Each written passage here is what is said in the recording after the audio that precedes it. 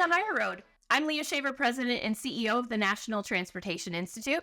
Each week, we interview industry experts and thought leaders who bring their insights to the driver life cycle as we discuss the industry's greatest challenges, driver recruiting and retention. I'd like to thank and highlight the show's valuable sponsors. Their dedication and commitment to the industry and to this show is greatly appreciated. Let's face it, drivers deal with a lot of noise on the recruiting front. From ads across their social media feeds and web browsers to recruiting calls, emails, text, voicemail drops, you name it, our drivers feel the demand for their attention at every turn. So how can your fleet stand out? How can you build and craft a story that not only draws drivers' attention, but promotes interest in the opportunities available at your fleet? How does the understanding of that story and the way you present it with creative assets tie into your overall fleet's recruiting marketing and even customer marketing strategy? Well, here to talk about those questions and so much more on today's show is Lane Williams, founder and CEO of Fusion Now, a thoughtful leader and close friend in the industry. Lane, welcome to the show and thank you for joining us for your first visit. I am so happy to have you on. Thank you, Leah. Very excited. Happy to be here and hopefully not the last one. Hopefully not. Let's dive in. Of course, I want to get to your trucking background, Lane, and what led you to explore entrepreneurship by founding your company in the first place. But let's start with Fusion. Give us the rundown of who your company is, what you do, your customers, and what you accomplish for those companies that you work with. Thanks, Leah. I'd be happy to give a rundown of Fusion Now. We're based in Kansas City, Missouri. We're a digital marketing and recruiting firm, and we're focused on helping trucking companies. I like to say that we do two main things, and that is marketing and recruiting. What those things mean to us on the marketing side is helping companies build their brand, tell their story, and generally get open jobs in front of the right driver at the right time. And the recruiting piece, this is something that we didn't plan on getting into at the very beginning, but people kept asking. And so we have built out a pretty amazing recruiter on demand product. And so we manage full recruitment and compliance processes for trucking companies, either doing that full time for them or supporting existing teams. What's really exciting is we work with about 80% of our clients are trucking companies, carriers, logistics firms, but around 20% of our business is in healthcare and service industries. So we're able to pull some interesting ideas and methodologies across multiple different areas there. We do this through helping our clients be creative in their marketing efforts. We have amazing creative studio and video crews, paid media deployment, targeted direct lead generation, web design, recruiter on demand. Really any issue that recruiting departments have, we've tried to put a solution together for it. And really excited to talk more about that today. Cool. Well, in the past few years, many of the marketing vendors in our industry have become less niche. There's this idea of whatever you need, we can do it. Or we're not an agency, but we can act as your agency. As someone who runs an agency, how do you feel about that? What does an agency like yours provide that marketing-focused vendors do not? Or is this a hybrid approach, simply part of a new era in our industry? That's a great point. The landscape has certainly shifted. I feel good about change in general, and I think things are going to continue to evolve, and people like me have to continue to make sure that we're putting the best strategies in front of our clients. I think there's been a focus on all levels over the past several years, focusing on efficiency and cost savings. A lot of times what you're talking about, that means removing some non-value added layers in some marketing efforts.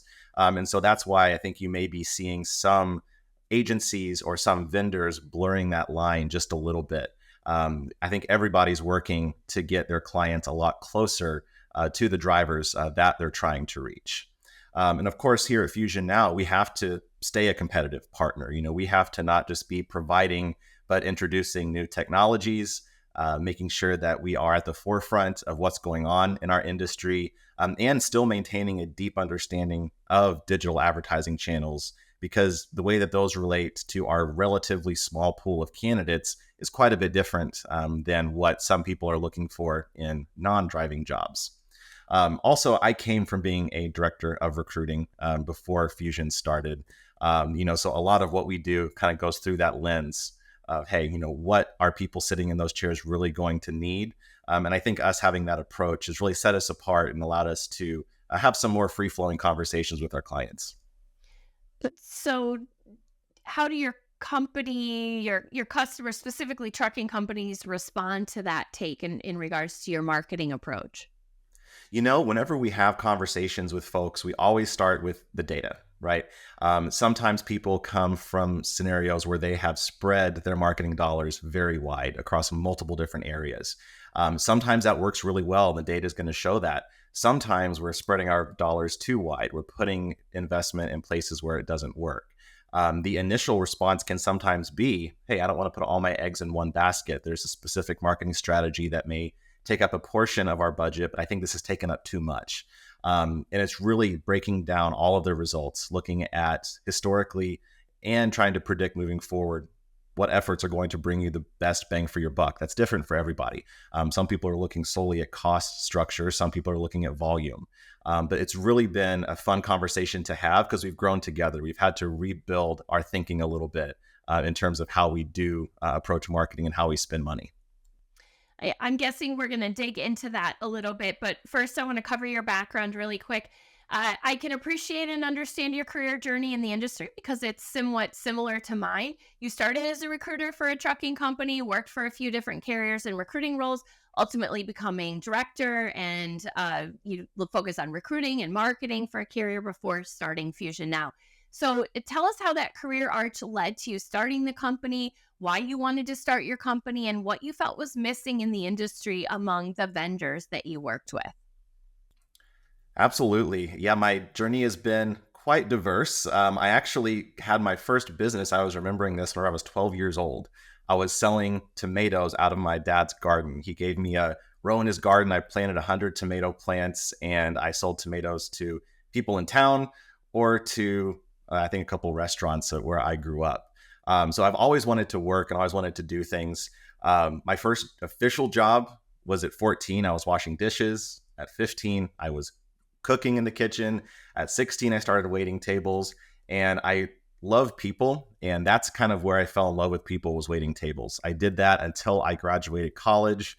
And one thing that I always tell people is that I think folks should always work in retail or customer service or restaurants at some point in their career. You get to learn a lot about people and how they interact. And I was able to take a lot of the stuff that I learned in restaurants, matched that up with my college degree, and started recruiting drivers whenever I was 22. I thought I would do it for a year, have a good resume builder, and then move on to something else. And I was there for about 5 years. I absolutely loved it. I had the opportunity to start with a large company with around 8,000 trucks. So I was able to learn a lot from that organization. And then over the next several years, moving to Chicago and to Seattle, working with companies of different sizes, really just deepened my knowledge and love for the industry. And right around the beginning of the pandemic, a lot of people that I had even worked for were very encouraging about starting up something new, providing the support that we've done for one company and opening that up to a lot more people. So we started Fusion Now in 2020, September, right at the beginning of the pandemic. We were doing I-9s over Zoom, had 2 clients to start with, and now we work with some of the industry's biggest names. We get to work with amazing people like you, Leah, and we support almost 40 Fusioneers who we call our staff internally here. So it's been a really exciting almost 4 years now. Very cool. And I just learned something about you with regard to the tomatoes. I am going to have to talk to you about this offline. I used to have a pretty substantial garden, and tomatoes, like the size of a small melon, were my expertise. I learned from a farmer who had worked a considerable tomato farm in Mexico. So we're going to have to talk about that later. But I would agree with you that some of the best work experience is both ensconced in not only the service industry, but quite possibly retail, in terms of what folks are really looking for, at minimum, in terms of a communication level. So, as you said, you started Fusion Now during the pandemic, a very interesting time indeed. Looking back over the past 4 years since then, we've had 2 very distinct markets. One very robust for demand for trucking capacity, which fueled robust demand for drivers among fleets. And then the market that we're in now, dun dun dun, a retreat in capacity demand that has impacted the industry in some real and tough ways. I have a few questions I want to ask around that topic, so let's start there. How have you seen the role of recruiters, recruiting managers, recruiting directors, HR, et cetera, change in the 4 years since you started your company? Meaning, have recruiting managers risen in the chain of command at companies, the silos that recruiting departments have existed in? Do those still remain or have they broken down? Give us the state of a recruiting department in general, if you would, from your perspective as a vendor. Yeah, of course. I can say with certainty that recruiting leaders have definitely become more visible. And I think that's a great thing. I think a lot of their work over some prior years they may have been some unsung heroes. But I think a lot of the work that's been happening over these last several years have become a lot more visible to leadership in companies, to people outside of the industry. And I think a lot of those silos that you're mentioning, while they do still exist, a lot of those are starting to break down. We've seen a lot of recruiting leaders that have a lot of experience in some high volume recruiting efforts, building out marketing strategies, partnering with people in the industry. And they've been tapped by some people internally saying, hey, we think that there's some skills that you have that could benefit our sales team. There's some things that you're doing that we think could help operationally in terms of our driver communication plans. So I do think that there has been a lot more communication internally with that. I do think that throughout the pandemic, even moving to virtual meetings and things like that, while some folks are moving back into the office, it has opened up a lot more of an open communications channel. So if people are in different terminals, even, they're a lot more comfortable to hop on a Microsoft Teams call or a Google Chat or a Zoom and really open up some of those things. Hey, what are you doing in this department? How's that going to overlap on ours? And I don't think that we can't mention that recruiting is under a lot of pressure. Not enough drivers, too many drivers, not the right type of drivers. That can definitely be exhausting. I think recruiting is ready for a market improvement, but I think everyone's going to come out of this with their swords sharpened quite a bit. Yeah, I would say that considerable skill sharpening over the last 4 years is definitely evident across all of our peer groups, and certainly all of our customers, of all different types and sizes. So, sticking with that topic here of vendors and fleets managing and navigating these distinct markets that came in such quick succession over the past few years, what have you seen more broadly from a trends perspective? Some bigger changes you think that have developed and will remain as a result of what fleets have managed from a recruiting and retention standpoint since the early 2020s? Great question. I think operating in a lean way is probably the first thing that I would say. And I think that's coming from both a budget standpoint. We have to make sure that we are spending every dollar in the best possible way, being good stewards of the money that we're given. I'm putting myself in the seat of that director of recruiting there. But I also think that with the way that we manage people, as companies have had to make some really hard decisions, learning what people need to be where for optimal performance and output, that's going to stick around. I don't think that companies are going to go back to an old way of management there. And remote work, I think that's something that's very exciting because there's some amazing talent in our industry, but that talent may not live down the street. And so I think some companies are going to continue to capitalize on that, meet people where they are, and that's going to be a huge benefit to their business. I also think that a personalized focus on retention has started, but needs to continue, and we need to get a lot better with follow through. Technology has come so far in the past 4 years, especially managing a remote workforce, which a lot of people have done in trucking for a long time before companies went remote.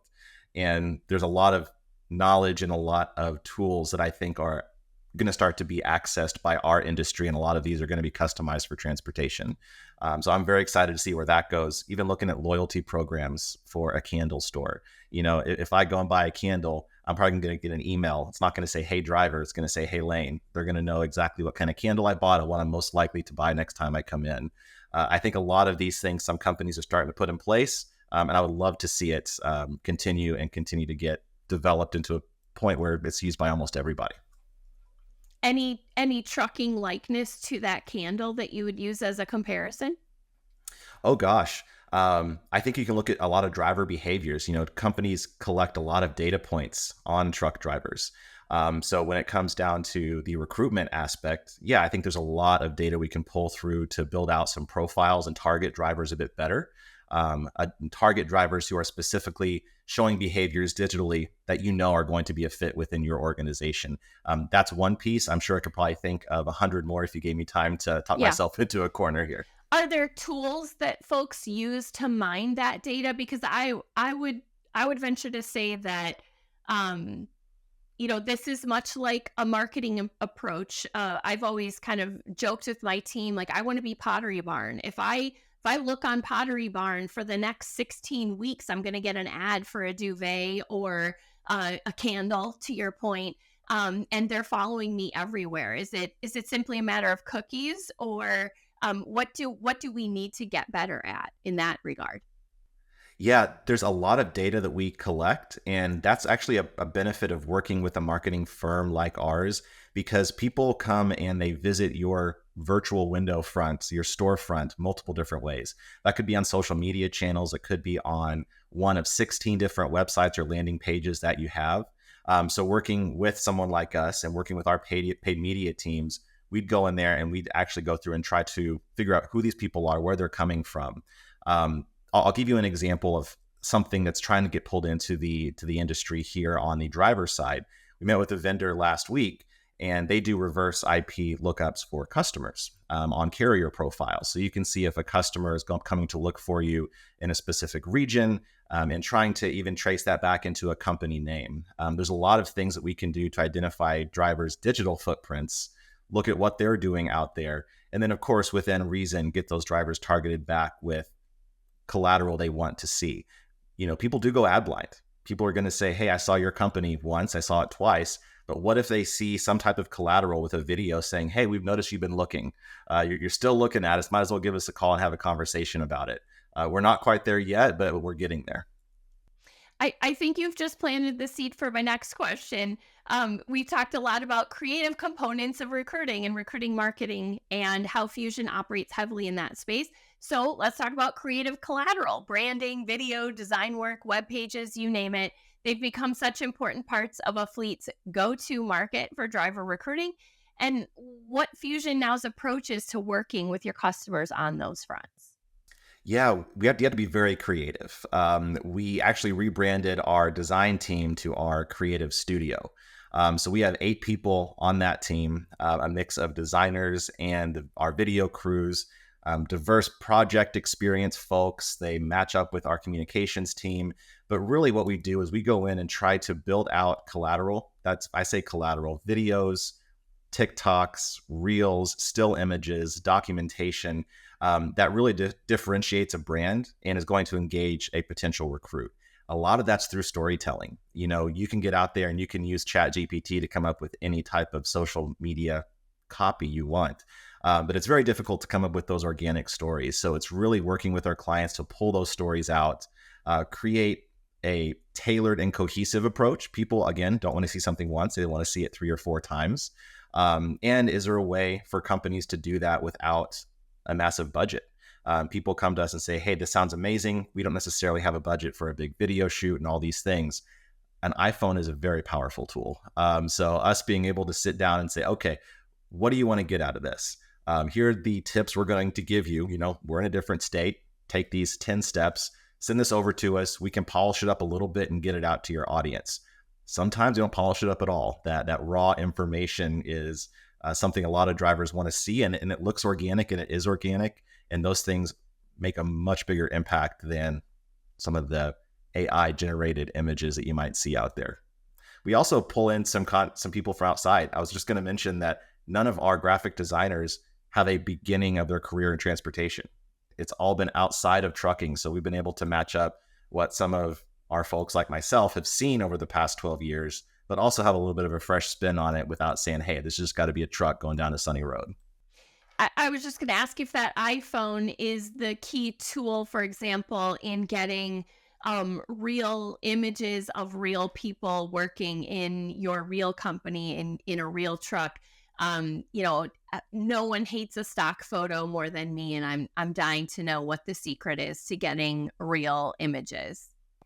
I have to say you're right. It's the iPhone. It's a smartphone in general. Heck, I mean, send out a disposable camera with every new driver in orientation, but I think one of the most difficult things for a person like us is, we are always asking, hey, we need pictures, guys. We need pictures. We need something. We know these things are going on. We want to showcase it. People get super busy. But if you can get that kind of baked in to what you're doing as an organization, flatbed loads look really cool whenever they're secured and tarped up. We're delivering at some awesome plants with these cool logos or cool things outside. But it's got to be built in to kind of your culture, built into what you want to showcase.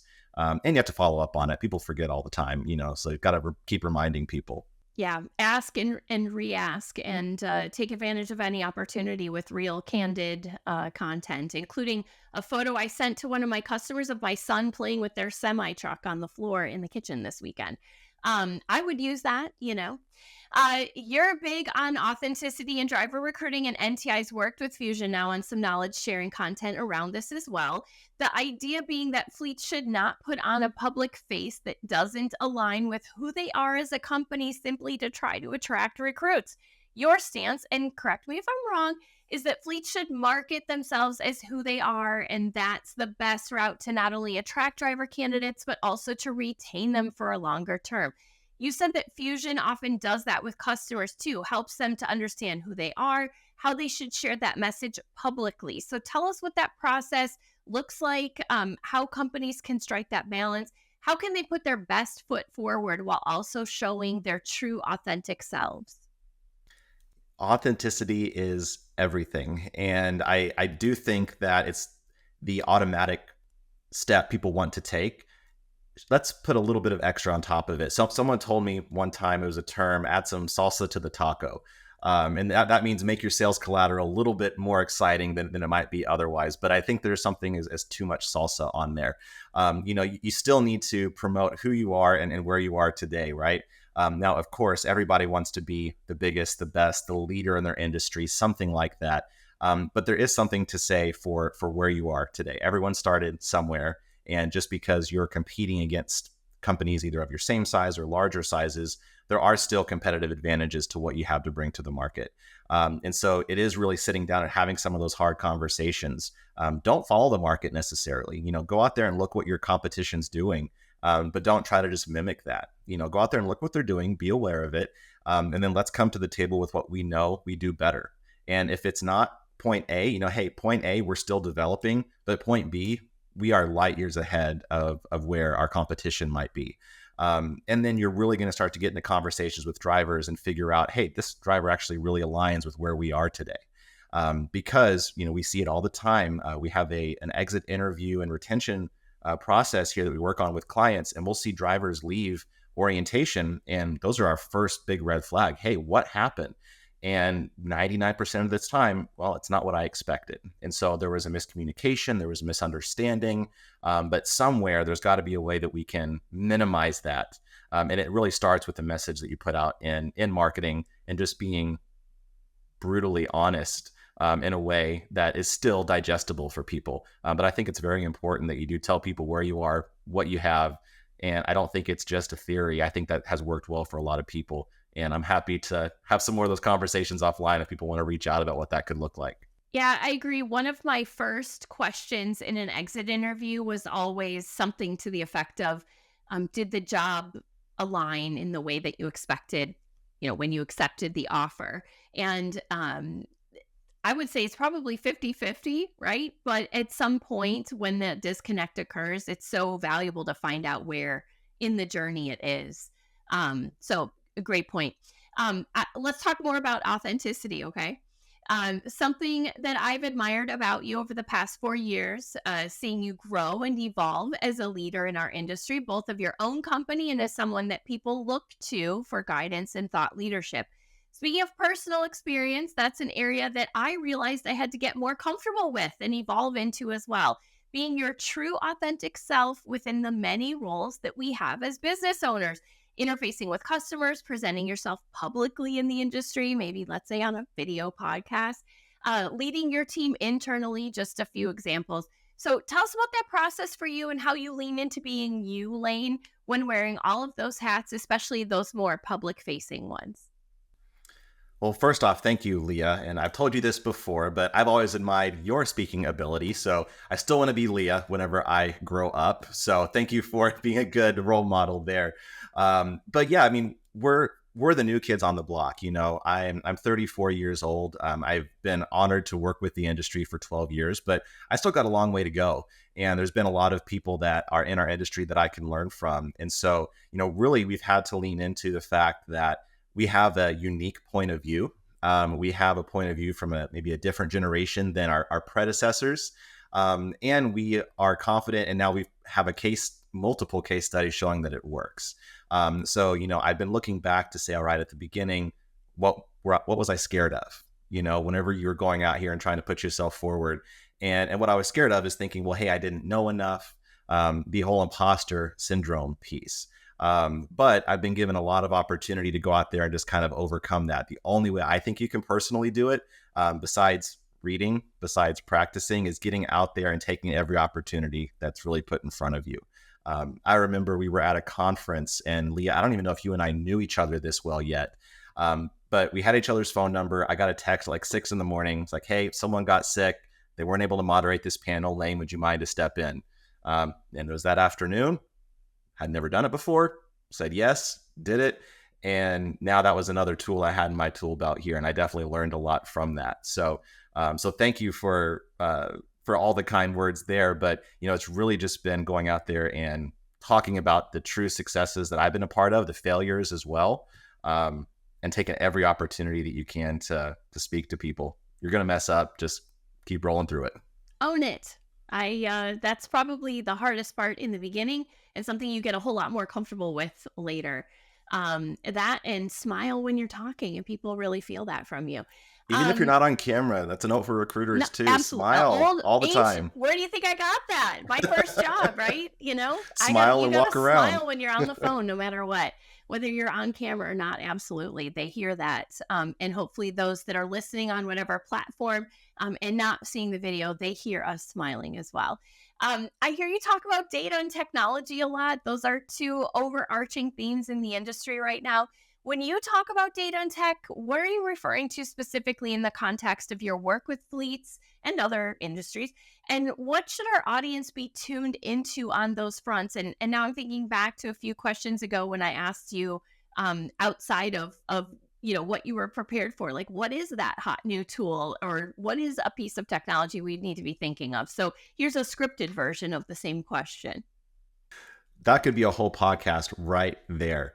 I think a lot of times where we focus on with fleets at the beginning is pulling all of our digital footprints into one place. Companies, especially with larger budgets, even companies with small budgets, they're using multiple channels to put their story out there and to start collecting information from drivers. That could be websites, landing pages, social media, chatbots, AI chatbots, all of these different things.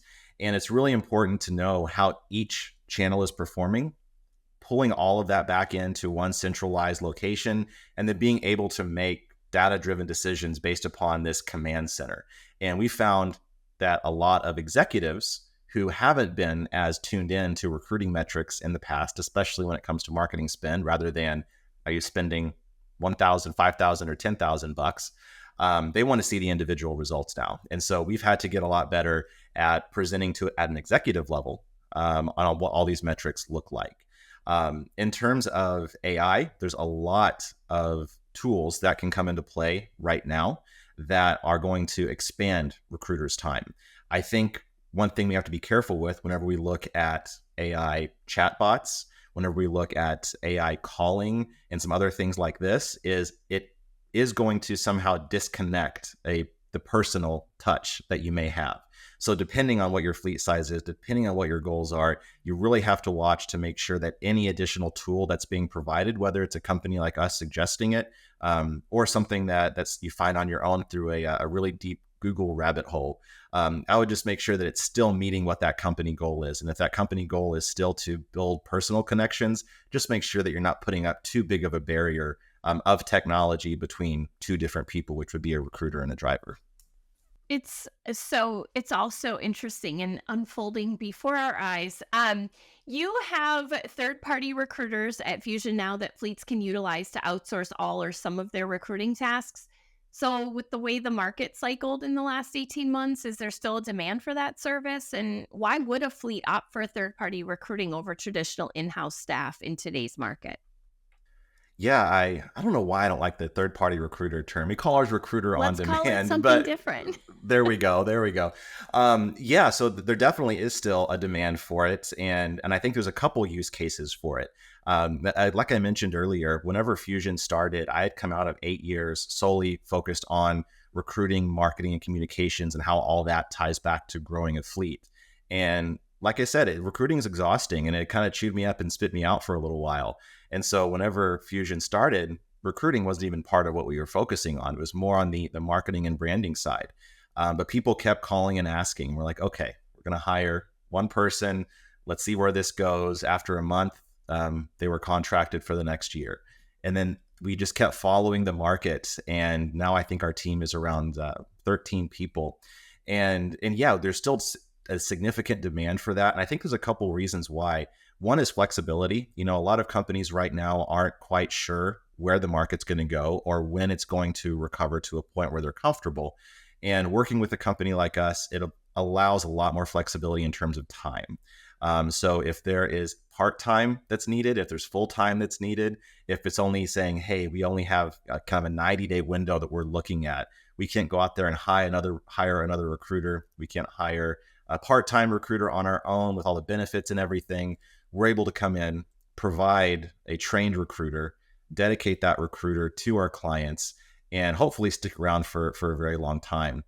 Our approach is a bit different in the fact that we don't just go and place individual drivers here and there. With our clients, we have a dedicated approach where you have a marketing strategy leader and a dedicated recruiting leader that works with no more than two clients or no more than you if it's a full-time scenario. But the cost effectiveness of that, I think, has been proven time and time again. As long as companies have a significant volume of people that they need to hire, that's where we've really been able to focus on, I would say companies between 100 trucks and 1,000 trucks. That's been really where this service has shown. Also on weekends, people don't want to work seven days a week. I understand that. People don't want to work overnight. And so we have recruiters that actually work those non-traditional hours to keep drivers engaged. And again, meet people where they're at. A lot of drivers drive overnight. And so if they want to have some conversations about their next career, we're going to meet them there. Yeah, it's kind of like if you think about night and weekend operations, like all the weird stuff happens after 5 p.m. I think a lot of the interest, the scope, the downtime at this point also happens after 5 p.m. So it makes a lot of sense to have staff available. And I'm guessing planting the seed into my last question, I'm going to close on this. I'm likely not alone when I tell you that I am fascinated by your company's international footprint and I want to learn more. Is that part of your clientele demographic? Do your customers have a footprint in Europe? Tell us about that component of your company and how it all ties together at Fusion Now. Yeah, thank you for asking that question, Lee. I love to talk about it. And it's a little bit of everything that you mentioned. We do have a significant client base that has operations in Europe. We have a significant client base that has operations that are tied to their US based operation as well. And, I fell in love. I love people in general, but I fell in love with certain parts of the world over there. And whenever Fusion started, there were a few people that joined me right off the bat that trusted really just an idea. And those couple people helped us expand, introduce us to new folks. It didn't scare us to bring people on that we hadn't met in person yet, only because, again, we had proof that a remote and global workforce works well if you have the right structure in place. So we do have an office here in Kansas City. We have an office in Louisville, Kentucky, and we have an office in Skopje, North Macedonia. Have so many great friends over there. We try to spend about 2 or 3 months a year working with our team there as well. And they have probably some of the most interesting backgrounds that I think that you could ever find. We have people that have worked for the World Bank, We have people that have worked on some blockbuster Hollywood movies. We just love bringing those people on because they just make everything that we do so much better.